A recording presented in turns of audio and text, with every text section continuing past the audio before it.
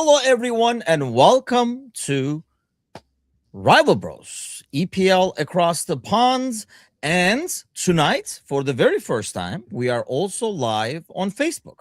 So now we can terrorize people on Facebook as well, and not only YouTube. But welcome back to Rival Bros. I'm your host, Timucin, representing Liverpool. Edip over here is the black sheep of the family, representing United.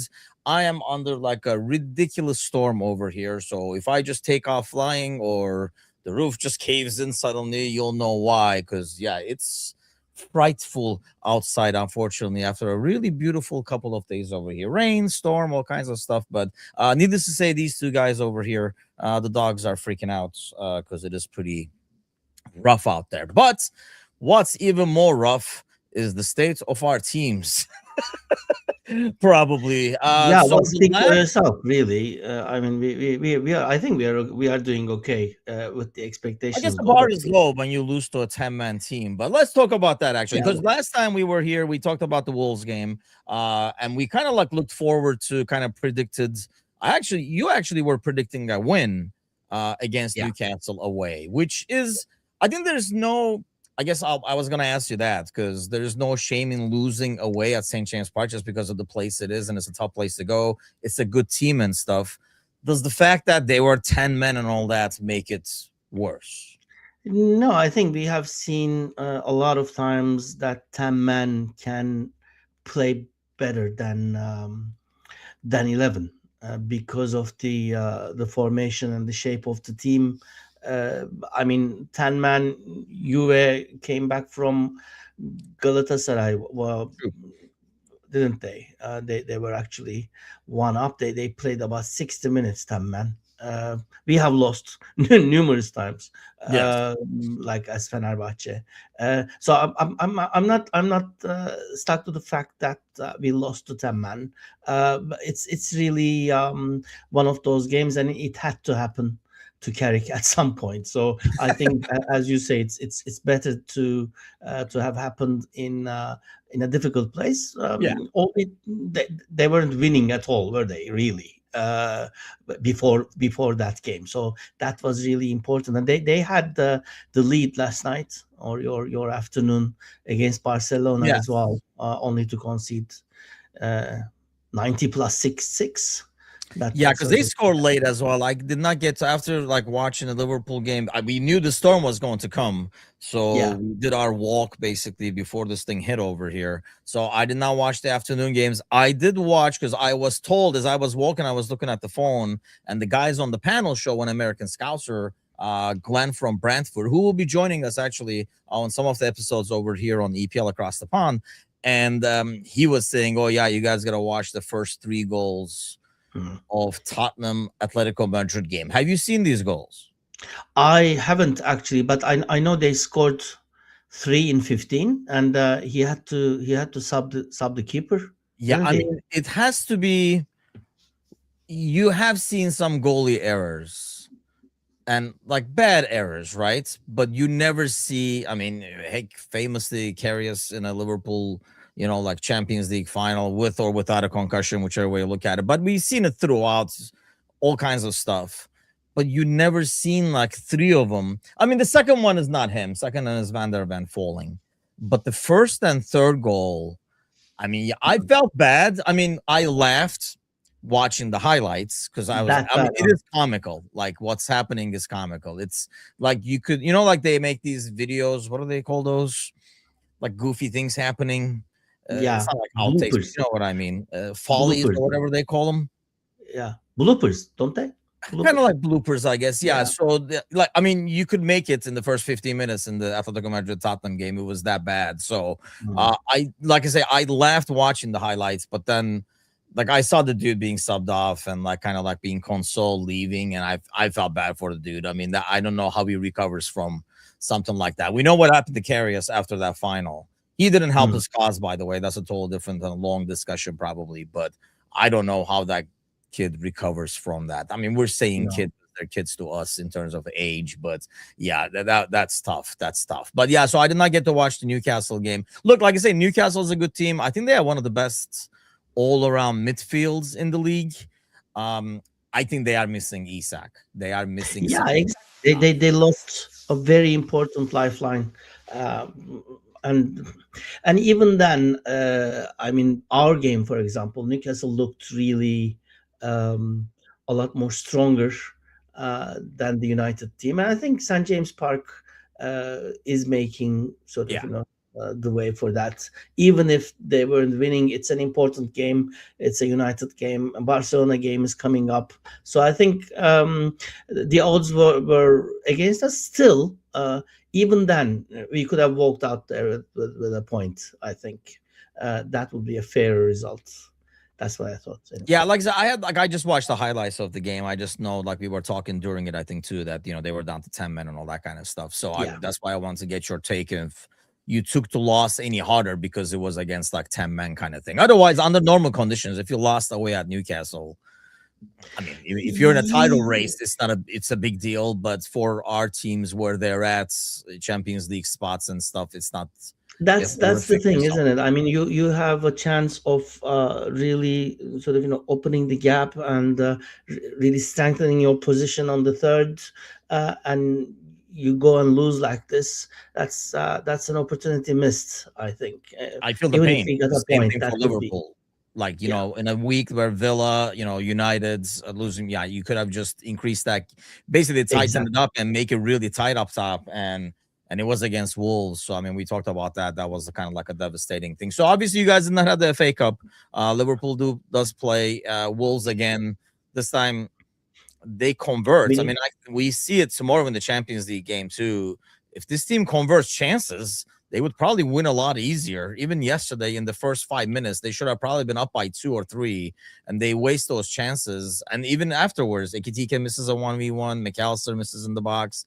They had the chances to score, they just can't finish. They finish against Wolves, it becomes an easy game. They win that, and obviously they lose yesterday, which was kind of like a horrific game in some ways. You look at the stats, it doesn't look as horrific as what I think I watched. But for your guys, not having all these games, is that a good thing, or is it better to kind of ride the momentum and keep playing every 3-4 days while you have the good feeling going? Yeah, we've been discussing this before we got eliminated from everything else. And we were saying I was saying it's a bit of an advantage, and I think it is now because Liverpool really got a beating yesterday, physically as well. And I was surprised how Galatasaray were physically over Liverpool, especially up top. Konate had a terrible day He had a against horrible us. day. And Van Dijk wasn't very didn't have an easy game either. So I think they are really bruised now. And I'm not sure about the game next week. I mean, if it's like a Wolves game that you convert, as you say, then maybe. But it's not as if in the first game Galatasaray scored one, then so you lost Galatasaray twice in a row in Istanbul. That's a shame in itself. I don't know. They're two totally different games, though. I mean, the first game Yeah, was nothing like this, and it was the Liverpool that was exactly. down. You look at this game, like I say, if you convert your chances, especially early in the game, man, it's maddening that they did not take advantage of those first 5 minutes. And then you give away, really, against the run of play on a set piece, you give away a goal. I don't Yeah, know how that game would have gone.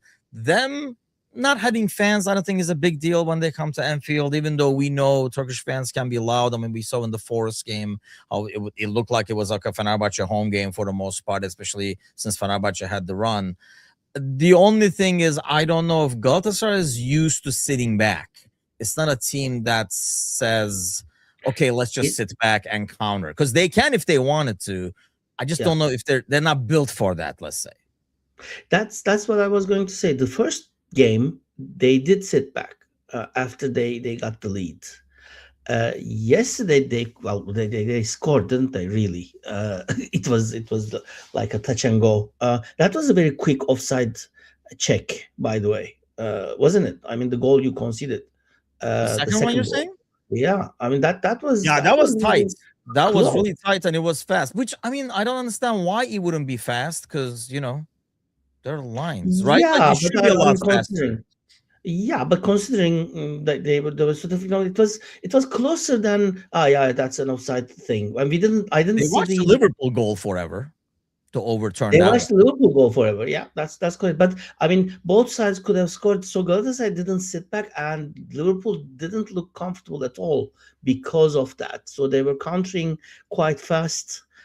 Even if they did sit back, as you say, in Anfield, there's a very good chance of them scoring I think another so one too. away. Yeah, so But that's a difficult game. it will be different, I think, at Anfield, and I can't see Liverpool playing this poorly. There were some like really, really poor performances and just Yeah, some like mind-boggling. I mean, Konate was one of them. I thought Mamardashvili did really good on goal. I thought, everybody is complaining by default, either they didn't watch the match or whatever, but his distribution, I thought his distribution was better than what Ali has been doing recently. I thought he was just fine. I yeah, think that wasn't the issue. But Konate having a horrible game and the middle of the pitch.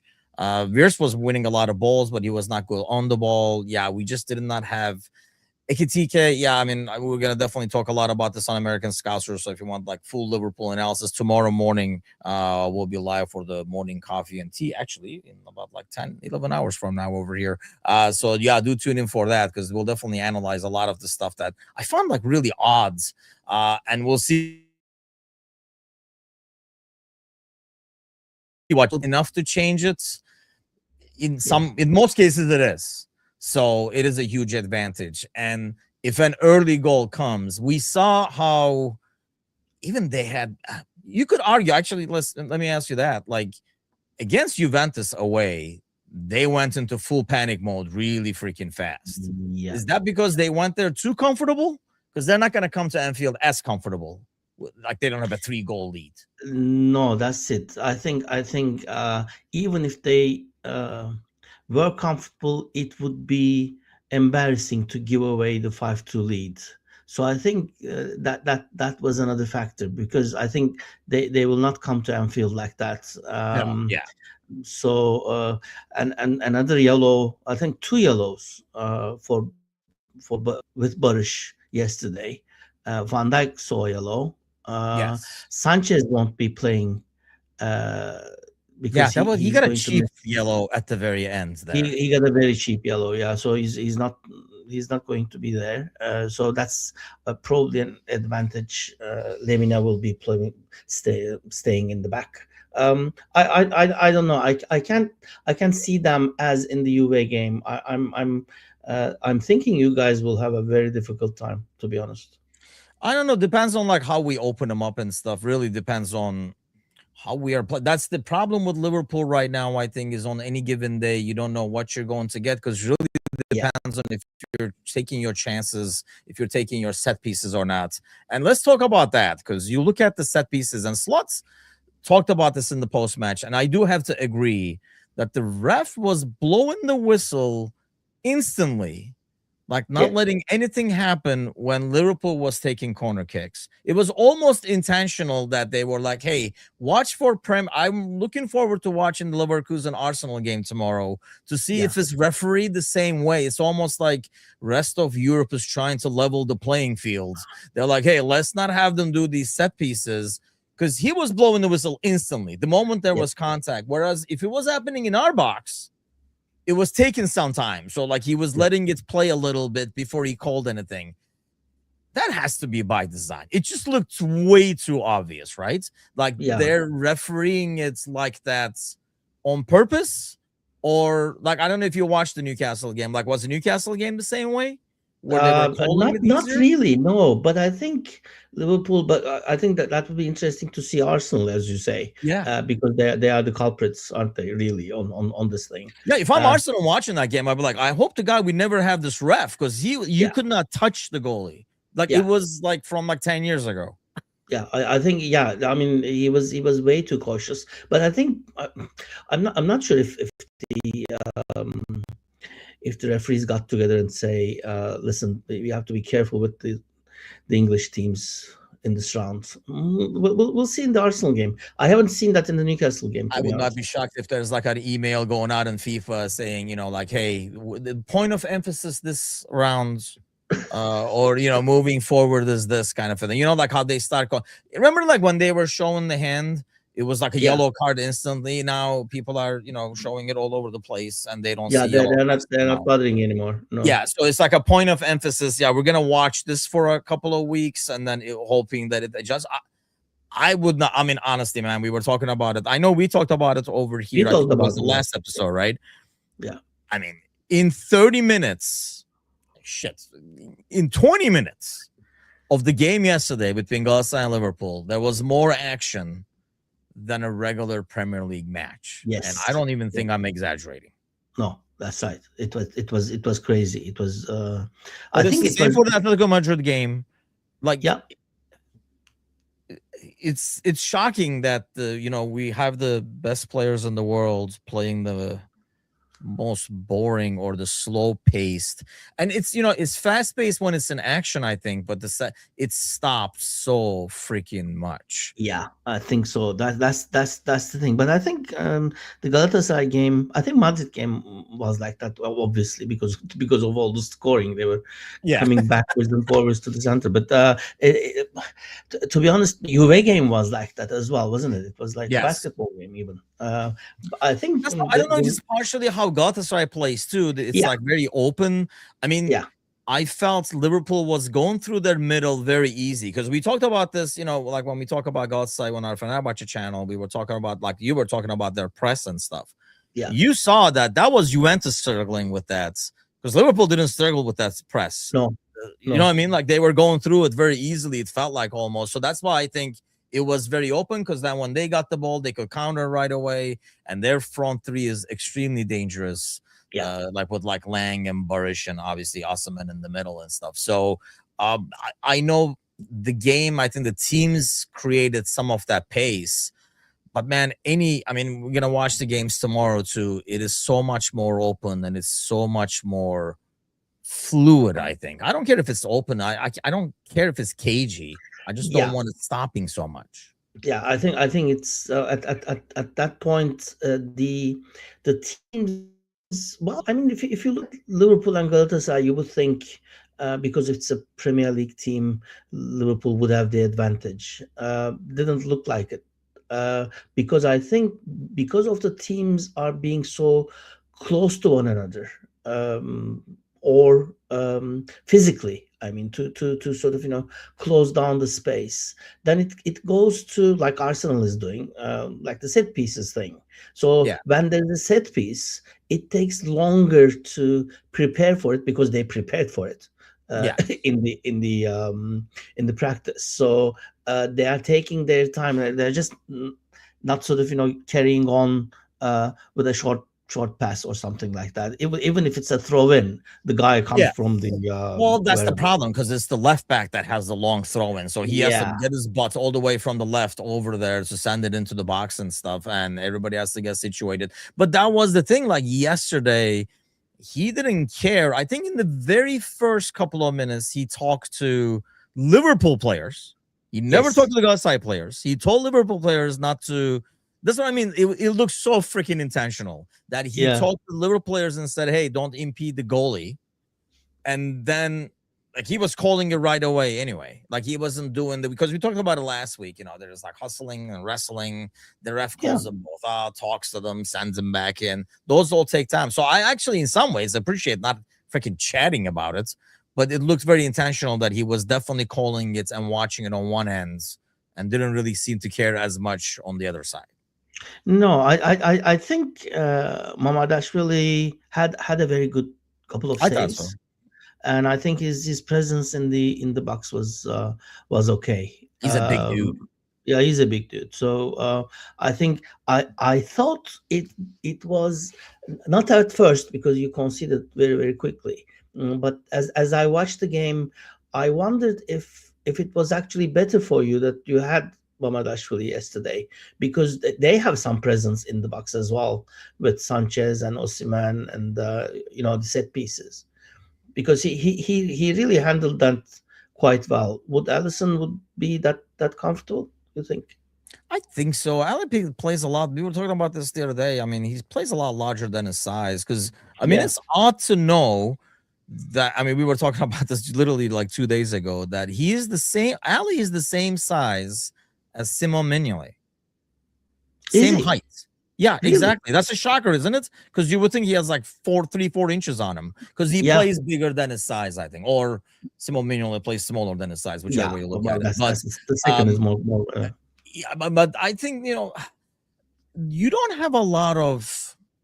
He did a couple of times came out and like fisted, like out of the box and stuff and cleared the ball that way. But I think the way they're taking the kicks now, well, the way they're blocking the goalies in now, it's not like the old days where the goalie can just have a free run to the ball and leap and grab it. And, No, he exactly. commands the box because, on the way out, they're knocked around like 2-3 times so they don't get to the ball. So I think most goalies now, unless they know it's going to be really close to the goal, they do not come out. I thought Yeah. Mardashvili did really well. I mean, like I say, by default, people, see one pass, one bad pass maybe and say, oh, his distribution. But really, Ali has been off of his game. Normally, if you compare the two goalies, you would say Ali's distribution is obviously a ton better. But I Mm. mean, talking about goalie distribution, that goals, I mean, Urjan, really scary for our national team over here, by the Yeah, way. But yeah. holy I mean, cow, that was he's a been power. like that. He hasn't improved a bit, did he? Really? No, I mean, I mean it was the same thing. He's years and even years. worse. He used to kick it to a throw in.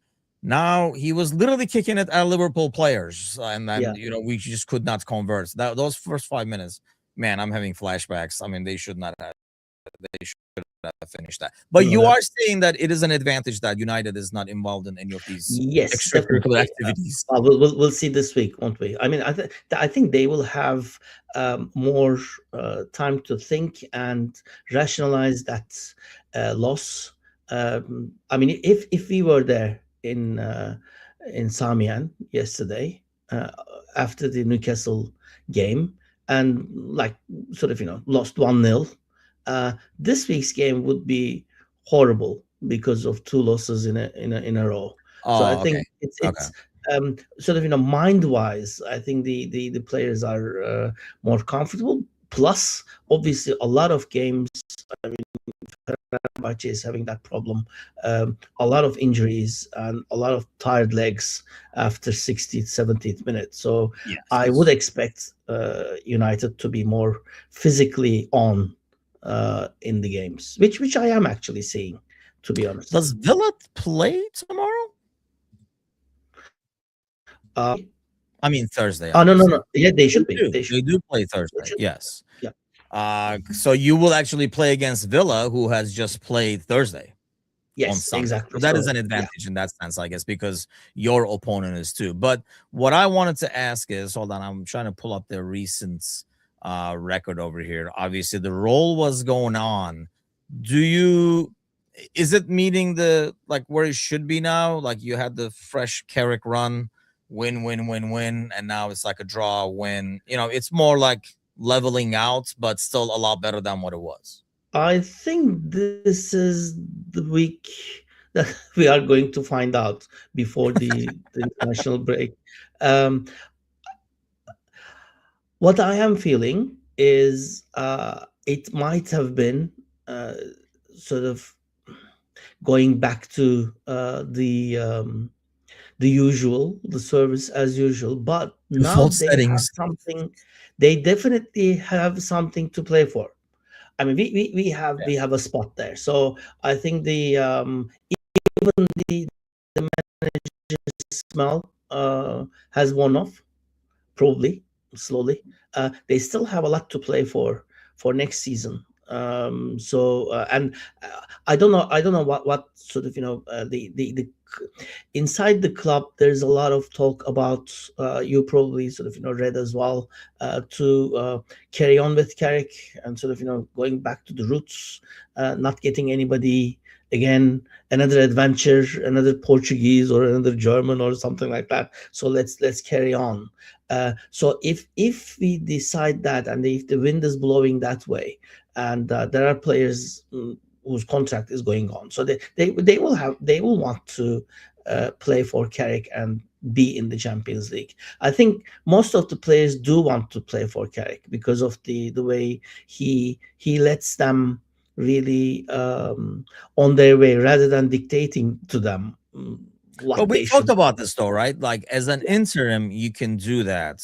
Yeah, As a permanent guy, I know, one, you can't do but that. One, plus people then don't do that. You're doing it right because you're interim. You're like substitute teacher. What are we doing today? That's fine. Just take out your books and read the chapter. yeah, exactly. Yeah. So, but when you're in charge, it's your class. You automatically feel like you have to instill certain things and certain discipline and stuff. Are you sold on Carrick being the man in charge? Because I feel like 3-4 months into it in a new season. Look, the Yeah. powers that be probably will love Kerry because he's going to be a yes man, Yes. kind of like Exactly. Ole was and stuff like that, right? Yeah. He's going to be Exactly. at the wheel. He's going to say yes. They're going to be like, we're selling him. Look, but we bought you. And they're like, oh, nice. Like he'll try to look surprised. It's like, oh, really nice. I wanted him and stuff. But I would, if I was a United fan, I would want someone with a name running that club.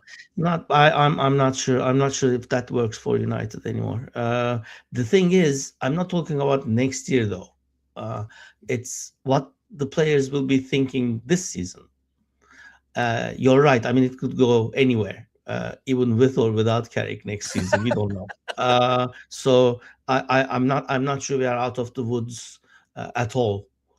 To be honest, because we will have a lot of changes to the team as well. I think Fernandez is not going to be there next season, so he could be going to Saudi or some. That's a huge gap. I mean, I can't Yeah. stand him. He's probably like one of the most annoying players that I would never want on my team, kind of thing. But you look at chances created, Yeah. and anybody who has the ball looks to see where he's at first. Will it help because they won't rely on him to do everything, or will it I drop think it like would a rock help. because he does do everything? It would help depending on who you're bringing in the summer. And is Carrick going to be bringing them in, or is there a new Carrick guy? is not gonna be bringing him in. Yeah, I'm not sure, but as you he's like, say, I look, mean, my son.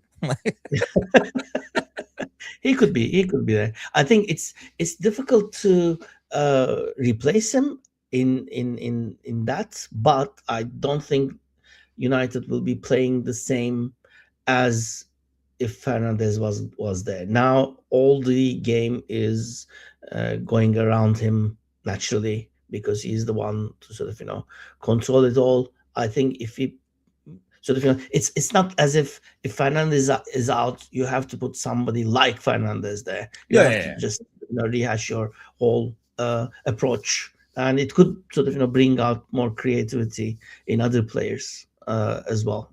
I don't know how that will work out. Yeah, I that would think be interesting because I mean, yeah, will it or will Ugarte be like, wait, what? I gotta pass the ball now? Like, no. I yeah, win the know. ball. I I mean, give it to him. He does the work, kind of a yeah, thing. I mean, Ugarte was coming to Galatasaray at some point. I don't think Ugarte would be there as well. No, but I think the most important thing now is to hang on to that sweet spot and finish the season with yeah, I the mean, big Champions week League. this week, really. I mean, before the international break, they play Villa at home and then they go away to Bournemouth. So Yeah. those are like two good tests. I mean, the Villa thing helps just because they will have played 3 days ago. But still, it's still Villa. They can be dangerous on the counter and stuff. So it will be a big test there. But I honestly feel like Bournemouth away is a bigger test of grit, if you will.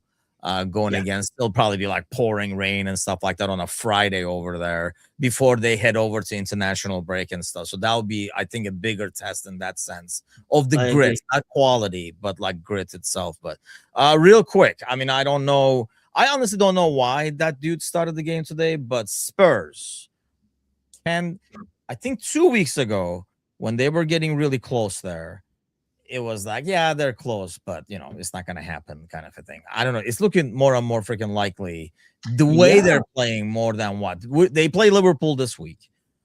So which should be interesting, especially Liverpool coming away from this game and them coming away from their game. Both of them disappointed in some ways. I would think Spurs is out. But obviously Liverpool is still is going to say, oh, we got Anfield. They got something to lean on. But chances of Spurs getting relegated. Well, Forest is now getting points from City for that matter. So I think they are sort of on their way to getting something together. Obviously, Vitor's smell hasn't worn off, and they can see the light. I think West Ham is seeing the light as well. That if they're seeing Tottenham like this, they would be saying, yeah, if we keep on, who knows? I mean, they could sort of get them under. I'm not sure about this week's game because this is a lot bigger game for Tottenham than the Madrid game next week. To be honest, really, isn't it your game? If Do you if think if they so? Because get don't you something, think they would put this as, I don't know, like what we were talking about you guys against Newcastle. There's no shame in losing there. I don't think they can Well, they? they Really, can afford to, I guess, but looking yeah. at the numbers there, I don't think they have the luxury to. Yeah, well, we'll lose at Anfield. No, I don't think so. They, to be honest, that's five in a row or six in a 5 row in a now. row. Yes. Yeah, five in a row because it only shows the five. Yes, 5 Isn't in a it row. six And in they're a not row? gonna have Van der Van because he saw the red obviously last week Yeah, as well yeah, in that's defense. right. It will be a huge game. I don't think they're going to do anything, but it will be a huge game for them to sort of to go into. Yeah, that's fair. I think so too. I just feel like, well, I mean, if they weren't losing if you didn't have a freaking like 5-game losing streak, you wouldn't look at it like this is a must-win game. Yeah, But you got to stop the bleeding kind of thing. They will take a draw as a win probably away at yeah, Anfield. They'll be more definitely, than happy with definitely, that. definitely. Okay, let's get to our upset picks over there. Every week, if you're not familiar with the setup, I take a 3-point shot, he takes a 3-point shot, and then we do a free throw each, 3-pointers and a 1-pointer for the upsets. So it's I am 5-1 winning to remind us 5-1 to you at the moment. 5-1 leading. Yes. Okay, well, here we go. And I'm letting you have the first pick over here, your 3-pointer. Man, if it wasn't for the Champions League thing, I would have gone for Newcastle for the 3-pointer. To be honest, how about Fulham? Fulham getting something out of Well, Forest? Would that Chelsea be plays tomorrow, don't they? who? Chelsea. Chelsea is playing tomorrow. Yes. Well, not tomorrow. Tonight. I mean, yeah. Um, Well, tomorrow. yeah. Well, for another 30, 40 minutes is tomorrow for me. Yeah. They play away at Paris Saint-Germain. So you're trying to sell me that, huh? I'm not trying to tell you that. I'm just saying, like, I don't know why you convinced yourself out of it. I know. Did you say Fulham getting something out of Forest? No, is that what you're saying? Because I have Forest winning that.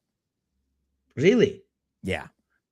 Okay, That so will Fulham be a game getting they something. circled and said this is a must Is that win. an upset then? Fulham It is an drawing. upset, yes. If Fulham Yes, I'll wins, go- that's an upset. Fulham wins. Okay, the Yeah. draw is not an upset then. Not really. Because I think, No. at this point, like you say, you look at, if you're Forest, you look at Tottenham and you're like, all we got to do is get a couple of points here. I know. I know. And they play each Okay. other, so they will have that opportunity as well to face Tottenham. So every point, I think, if you look at West Ham and like Forest and obviously Spurs, any point you put in the bag is a plus. It gives you an advantage when you face each other. So you can walk away from a draw saying we actually won, kind of a thing. Okay, I'll still go for the You're going with the Newcastle Fulham. game then. No, I'm going for the Newcastle. You are going for getting a Newcastle. point. Okay. Newcastle getting at least a point from Chelsea. As a 3-pointer. Okay. I'm afraid to go with Villa. Is Bournemouth an upset? I don't think so. Is Because Brighton? Burnley could win that game, and they could be sort of talking something else, wouldn't they? Really? I'll go with. Man, this is a tough one. We are not looking at Arsenal or City for some reason. I was looking at the West Ham game. I think that's a If contender. anything, yeah, I can see, because with what happened last weekend and the gap increasing, they both play tomorrow. But at least Arsenal is home this weekend and City is away. I just feel like City is deeper, and Everton. I don't know. Did they get something out of that? Because they're decent at set pieces themselves in terms of being physical. You know Yeah. what? You conned me into that, but I'm gonna make that one pointer Which for one? Everton to get something. That'll be my one pointer. I think I will go for Villa for the 3 pointer. All right. I thought you would. I was gonna go with 1 point, but I don't see another thing, and I don't know if is Brighton an upset. And I don't trust Brighton, even if it is an upset. It will be an No, upset because I don't exactly. trust them. I don't think that's an upset. That's you wouldn't be surprised in any case. Yeah, I think that should be actually like like as a neutral is probably like a fun game to watch in Yeah. that Okay. sense. I'll go with Leeds for 1 point to get something out of Palace. Is that an upset? I guess it is an upset. Palace is a tough place to go to. I'll give you that. Yeah. Okay. Okay, so you're taking 3 point Newcastle, 1 point Leeds. I'm taking 3 point Villa, 1 point Everton. This could be Yeah. the week that I give up my lead. I'm not too confident on these, but we shall see what happens over the. So obviously, you're saying United Villa prediction for you? 2-1. Yeah, see, I was gonna go 2-2. That hence my upset over there. I think that's that kind of game over there. Okay. Liverpool Spurs. Yeah, I think that's a 3-0 game, to be honest. I was gonna go with a 3-1. I don't trust this defense to give away Your the classic. produce clean sheets at the moment, unfortunately. Yeah, So I I will don't go I for a don't I 3-1. don't see Spurs scoring really, unless it's I mean, they did 5-0. score 2 yesterday, to be fair. Yeah, well, but it was 4-0, wasn't it? It was 4-0, but I mean, you got to go and see those goals. I I'll mean, see that. it's just I'll a. definitely I look mean, at it's a them. circus. It really is a circus. I feel bad for the kid, but it's a comedy show. Like the first one, it's like, what are you doing? And then, but we did notice, like, even when you watch the highlights, everybody's slipping and sliding nonstop. And then, because then in the second goal, Van der Ven falls on his butts, and then they walk in. But the third one, I mean, he literally gives it to Alvarez. But when we were kids, remember, like when you were scoring to a wide open net where there was nobody in there to get a header, you would just put the ball on the ground and you would like Yeah, Alvarez can always literally your do that. It's that bad. really. Alvarez can literally do that and get a Wow. header. That's because I I'll, guess we I'll sucked at I'm headers. Why would curious we do now. that? Why I'm was headers remembering so important? a game with Karius in it. A Champions League Yeah, that's the final, one I was wasn't it? talking about, the final. I mean, the Yeah. word was afterwards he was like concussed because of the elbow he got from Ramos and stuff like that. But I mean, Uh, obviously that was on the top stage of Champions League. It wasn't like in the quarterfinals or whatever. no, exactly. Yeah. Yeah, so it was probably he didn't help his cause afterwards. I think the summer afterwards, I felt like he didn't help his cause, and obviously the fans were going to be tough on him, and you kind of wanted him to kind of put his head down and say, "I'm going to work hard, blah blah blah," and lay low. I think he kind of went the other way, like, "Oh, it's not bothering me. I'm still posing, wearing this, doing that kind of a thing Yeah, in I socials," know. and that rubbed people the wrong way. And then when you come back and still you're not playing good, obviously then you lost it because that's you already had like a notion that he's going to come in like that, so he didn't help his case. But yeah, I don't know how this kid recovers from that. It definitely would not be So and you could he's see his is he? teammates feel bad for him too. But So you would think he will not start in Anfield? I don't even know why he started there. That's I it. thought it was because what's his face wasn't available. I mean, how long did he last? 15 minutes? I was just going to look at that real quick, but yeah, I mean, lineups. Let's look at it over 15 here. minutes, I think. 15, 16? Yeah, 17th minute. Vicario came in. Like, I don't know why Vicario was not starting in the first place in a game like that.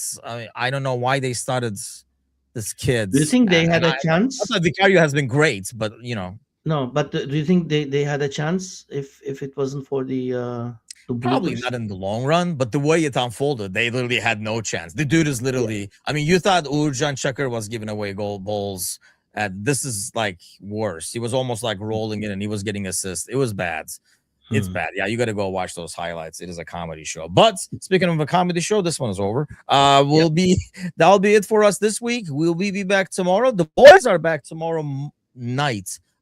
Gary and Chris, they're going to talk about 92 Spain World Cup. Do you remember the 92 Spain World Cup?